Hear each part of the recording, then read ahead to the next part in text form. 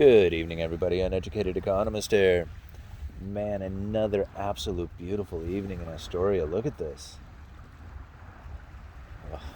Thought I'd talk a little bit more about Cantillon's essay on economic theory. And it's chapter 6, talking about capital cities. And I really love this essay. He wrote this back in the 1700s, but really a lot of the stuff that he talks about, even from hundreds of years ago, really still apply today. And when he's talking about capital cities, he really describes it in just 2 paragraphs. And so it's very simply described as like the place where government resides, where the wealthiest or the largest landowners are, or property owners is how he describes it. And that these capital cities is like where the center of fashion and education, and it's like the center of like where all like commerce in the land takes place. It's where the largest of all cities.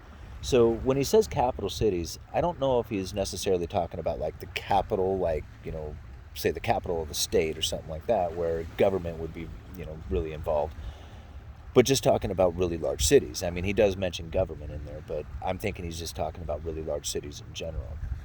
And now something interesting that he does say inside of this essay, inside of the second paragraph in this chapter, is he's talking about the, oh gosh, how does he put it?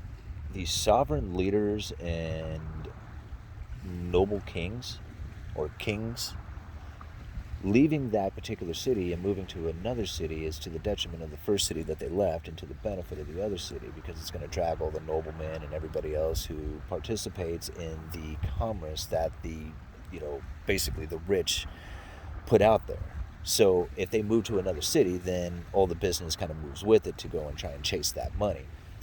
So I thought about that a little bit, and I'm thinking, man, that really sounds like when corporations pack up and leave.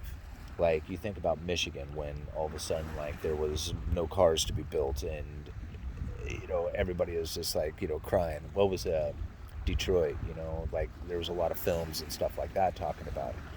So you think about like when everybody kind of picks up and leaves, how much commerce that goes with it. And it's interesting how Cantillon, when he's describing the capital cities, includes that particular concept within the idea of what a capital city is, because he almost puts it in there as like a warning to cities. It's just like, you grow, but just think about it. If these guys or this particular group leave, you're done. It's to the detriment of you guys. Anyway, thought that was pretty interesting, and I will leave a link in the description for the essay, so you guys can go and check it out yourself. I haven't put the playlist together yet, but I will put the playlist together so that you can go and check out all the different chapters in one playlist, instead of having to go and search through all my videos to try and find them.